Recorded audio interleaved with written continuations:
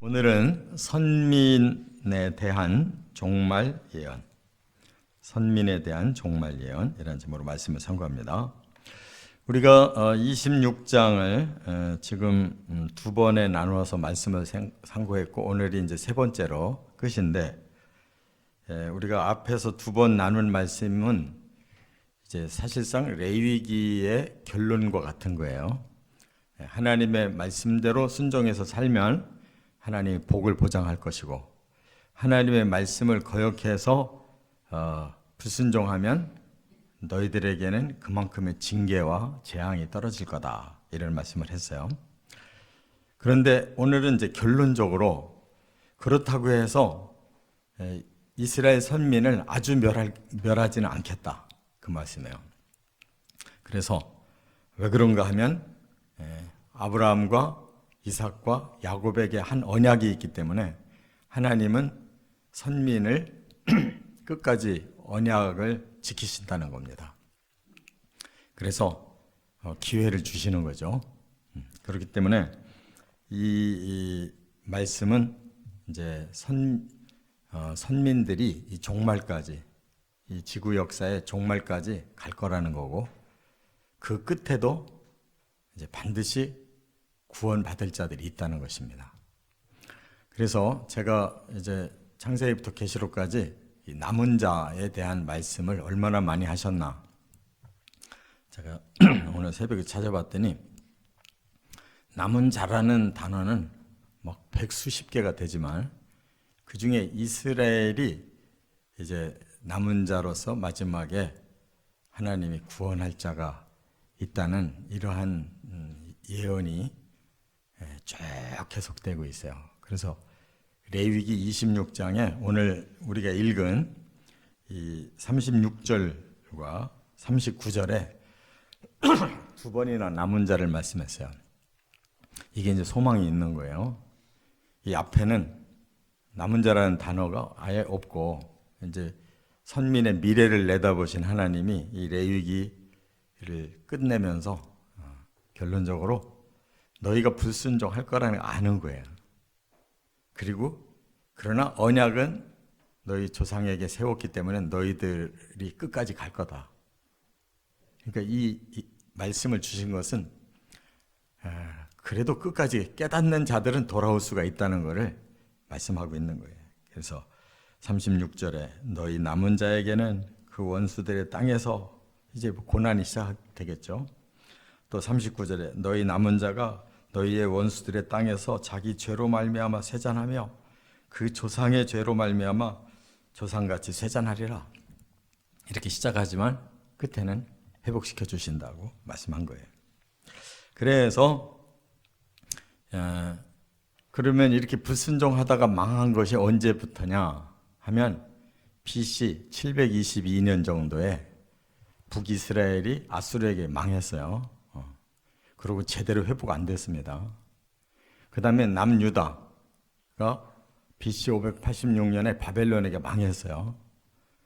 70년 만에 돌아오기는 했어도 제대로 회복이 안 된 거예요. 그래서 계속 지리멸렬하게 이렇게 살다가 이제 로마 시대까지 왔잖아요. 메시아가 오셨어요. 그러면 이들이 회복될 기회가 바로 그 메시아 예수 그리스도를 믿고, 하나님이 본래 이스라엘을 세운 목적이 뭐예요? 이스라엘 선민을 통해 온 인류에게 구원을 전하는 제사장 나라로 삼은 거란 말이에요.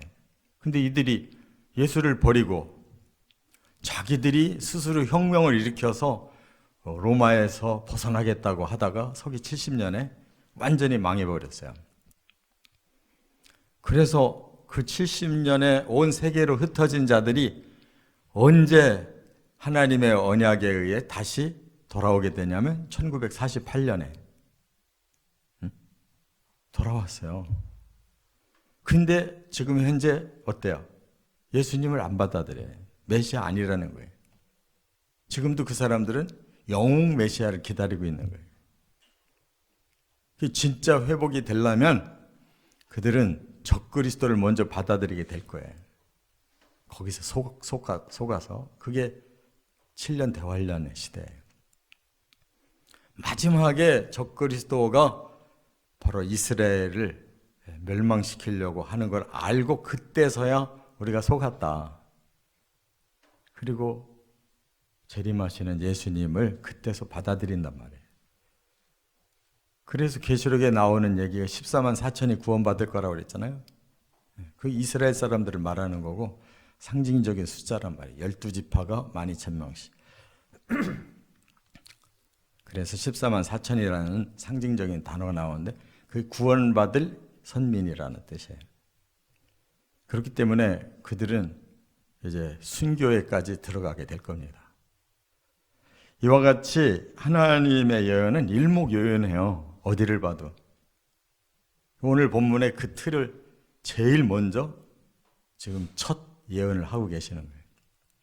할렐루야. 예. 그러니까 성경을 제대로 알고 보면 하나님의 작품이에요. 창세기부터 계시록까지 하나님이 다 계획하신 것을 그 시대 사람들에게 계속 계시를 줘서 쓴 거기 때문에 그걸 정작 쓴 사람들은 자기 당대만 썼기 때문에 모르지만 우리는 지금 이 종말의 시대를 살고 있기 때문에 창세기부터 계시록에 그 모든 말씀이 정리가 되어 있단 말이에요. 그러니까 얼마나 중요한 말씀이냐고요. 이게 복이지 뭐가 복이에요. 제대로 하나님의 진리를 분별하고 알고 그 말씀에 우리가 어떻게 잘 반응해야 될 거냐. 우리에게 달려있단 말이에요. 그래서 이제 세 가지로 말씀을 주신 거예요. 첫째, 36절부터 39절까지는 남은 자를 주신다는 거예요. 아주 멸망하는 건 아니다. 그래서 나라의 공동체는 망했고 그 민족이 지리멸렬해졌으나 개개인은 이 땅에 계속 남겨두겠다 말씀한 거예요. 그렇기 때문에 여기 보면 원수의 땅에서 약하여지고 바람에 불린 잎사귀 소리에도 도망다니고 쫓는 자가 없어도 스스로 엎드러지고 서로 짓밟혀 넘어지고 원수를 맞설 힘이 없어지고 여러 민족 중에 망하고 원수들이 땅을 삼키고 원수들의 땅에서 쇠잔하리라. 어때요? 이스라엘의 역사가 아수르에게 무너지고 바벨론에게 무너지면서 지금 1948년 나라를 회복하기 전까지 이렇게 온 세상에 떠들면서 이렇게 살았어요. 심지어 1942년 그 2차 세계대전 때 그들이 600만 명이 전부 색출돼 가지고 죽었어요. 그게 우연이냐고요. 바로 이 꼴을 당한 거예요. 남은 자로 남았지만 그들이 메시아를 거부하고 이렇게 1878년 동안 그렇게 모질게 살아온 거란 말이에요. 하나님 뜻을 거역하니까. 그래서 이제 그들에게 주신 남은 자의 언약이 성경에 45번이나 있어도 구약에 몇 차례 없어요. 로마서와 계시록에 조금 있고. 그것은 이루어진다고 하는 것을 이제 사도 바울이 알기 때문에 로마서 9장, 10장, 11장에 이스라엘의 미래를 예언할 때 한 말이고 또 마지막 요한계시록에 딱 한 번 남은 자 얘기가 나온단 말이에요. 요한계시록 남은 자 얘기가 안 나오면 어떻게 되겠어요? 말씀 틀리는 거죠. 레위기에서 말씀한 남은 자는 요한계시록의 남은 자로 결론이 나와야 되는 거예요. 그러니까 이처럼 말씀이 중요하다는 것을 깨닫고 성경을 그렇게 풀어가야 되는 거예요. 왜 이스라엘이 지금까지 저렇게 존재하고 왜 그들이 막판에 이렇게 부흥을 하고 있나. 지금 주변의 아랍 계통의 나라들, 이슬람 나라들이 꼼짝 못하죠. 왜 이렇게 강할까? 그러나 그들은 세상적으로 지금 강한 거예요. 영적으로 강해야 되는데 이게 7년 대환란을 모르는 거예요. 이 사람들은. 그냥 메시아가 오면 갑자기 온 세계에 으뜸가는 나라가 될 줄 알고 있는 거예요. 하나님은 그 죄를 그냥 넘기지 않아요. 그래서 마지막 대환란 때에 그 환란을 통과하고 그때서 깨닫고 구원받을 자들만 그 언약에 들어오는 거예요. 나머지 못 들어오는 거예요. 깨달으시 바랍니다. 그 이스라엘 선민을 그렇게 하실 때에는 이방인은 어떻게 했냐고. 아무나 예수 믿는다고 다 들어오겠냐고. 절대 그렇지 않지. 사도 바울이 그랬잖아요. 원 감람나무 자르고 거기다가 다른 순을, 이방인의 순을 붙여가지고 살려놨는데 하나님 어느 걸 더 아끼겠냐고 그랬잖아요. 원 가지도 자를 때 곁가지로 들어온 자들을 어떻게 보겠냐 그랬잖아요. 그러니까 우리 이방인들이 보장받는 게 아니고 선민부터 그렇게 정확하게 심판하시는 거예요. 그러니까 남은 자가 된다고 해서 보장되는 게 아니라 기회가 남아있다는 뜻인 줄 깨달으시 바랍니다. 그 다음에 두 번째 40절에서 42절에는 하나님 회개를 받아주신다는 거예요. 그들에게 원하는 게 뭐냐? 잘못했습니다 라고 깨닫고 진정한 회개를 하면 구원시켜 주겠다는 거예요. 뭐 대단한 걸 바라는 게 아니에요.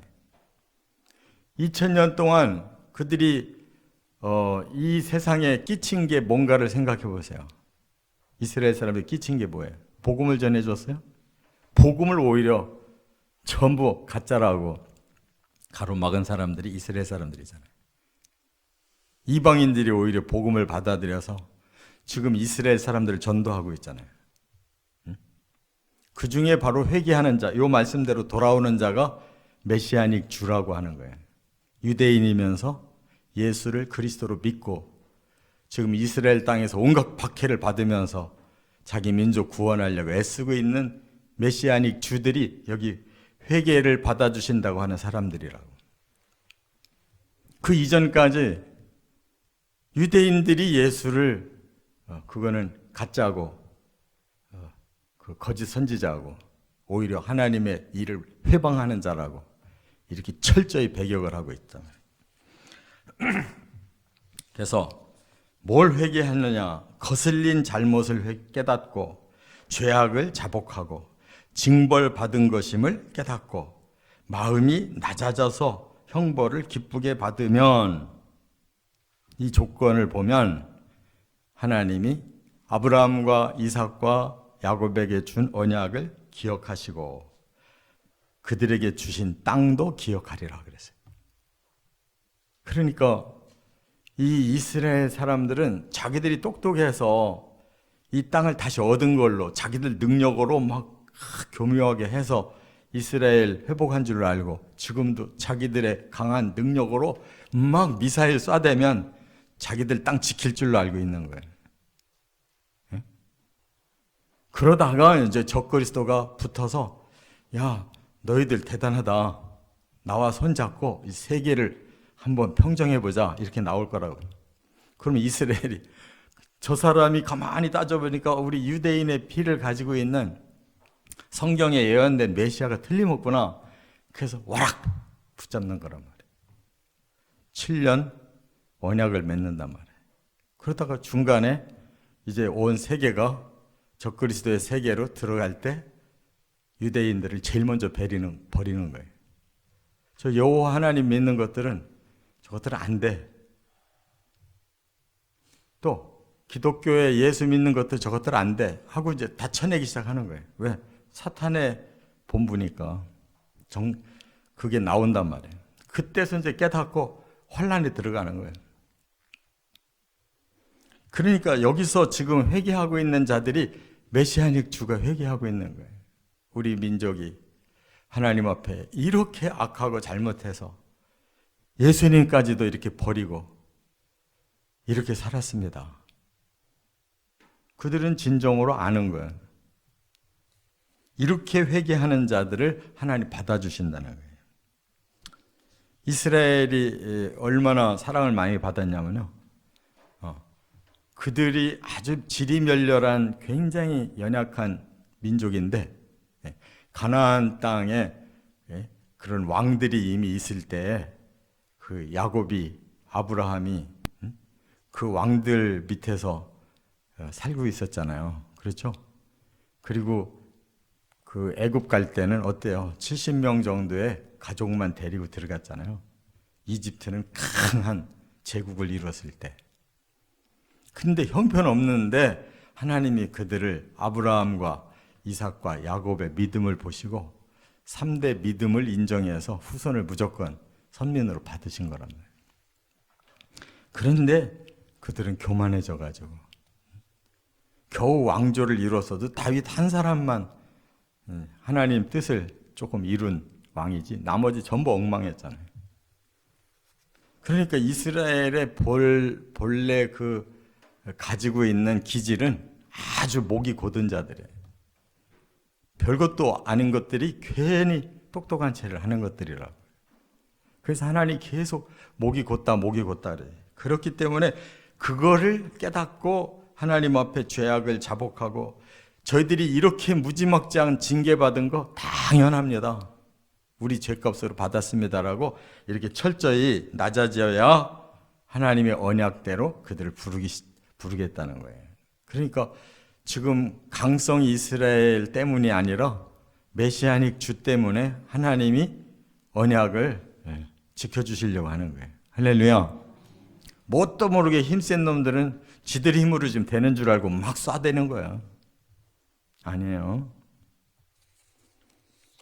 눈물 흘리고 뒤에서 박해받으면서 예수 그리스도를 붙들고 하나님의 언약 안으로 들어오고 있는 자들을 위해서 다시 이스라엘을 구원하기 위해서 지금 하나님이 이렇게 하시는 거란 말이에요.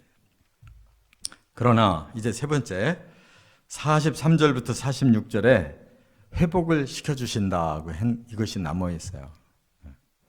그래서 45절에 내가 그들의 하나님이 되기 위하여 민족들이 보는 앞에서 애굽 땅으로부터 그들을 인도하여 낸 그들의 조상과의 언약을 그들을 위하여 기억하리라. 나는 여호와이니라. 이 말씀만 딱 보면 지금 이스라엘이 그렇게 회복돼 가지고 완전히 하나님 앞에 다 회개가 된 것 같고 다 축복을 다시 회복한 것 같아요. 아니에요. 겉만 회복된 거예요. 진짜 회복은 그게 아니란 말이에요. 그렇기 때문에 이제 마지막 7년 대환란을 앞두고 이스라엘과 적그리스도가 바로 손잡고 세계를 평정하자고 나올 때 그때 마지막 기회가 오는 거예요. 그래도 7년의 중간쯤 적그리스도가 본색을 드러내니까 이스라엘 사람들이 예수는 안 믿어도 하나님은 잘 믿잖아요. 아직 하나님 말씀이 남아 있잖아요. 그러니까 여호와를 내치는 거는 그 사람들은 절대적으로 있을 수가 없다고 생각하는 거예요. 예수를 내치는 거는 그는 하나님 아니라고 생각하니까 그렇다 치지만 여호와를 내치려고 하는 거는 절대 그 사람들은 그거 인정 못 하거든요. 그때 정신 차리는 거예요. 아, 이 적그리스도구나. 그리고 예수님이 재림하시는 걸 볼 때 예수님이 진짜 메시아구나. 이렇게 그들은 죽음의 바다에서 뒤늦게 깨닫는 거라고. 그래서 계시록에 보시면 이 14만 4천이 7장에도 나오고 14장에도 나오거든요. 이 7장에 나오는 것은 이미 순교한 자들이 하나님 나라에 먼저 하나님의 나라가 임할 때 14만 4천이 살아났다는 얘기를 먼저 하고 있거든요. 그러니까 그들이 순교를 당한 거예요. 죽었는데 살아났단 말이에요. 살아서 그들이 하나님께 찬양을 올리고 있는 거예요. 그리고 14장에는 그걸 더 구체적인 상황을 말해주는 거예요. 그러니까 우리가 성경의 앞뒤를 잘 보시면 이 역사가 어떻게 마감이 될 건가를 알아요. 그래서 이스라엘은 하나님의 눈이에요. 눈동자예요. 이 세계를 정세를 우리가 가늠해 볼 수 있는 그 잣대라고요. 이스라엘을 잘 지켜보셔야 돼요. 그리고 이 말씀이 어떻게 완전히 이루어지는지를 깨닫고 하나님께 영광 돌리는 날이 꼭 오기를 주의 이름으로 축원합니다.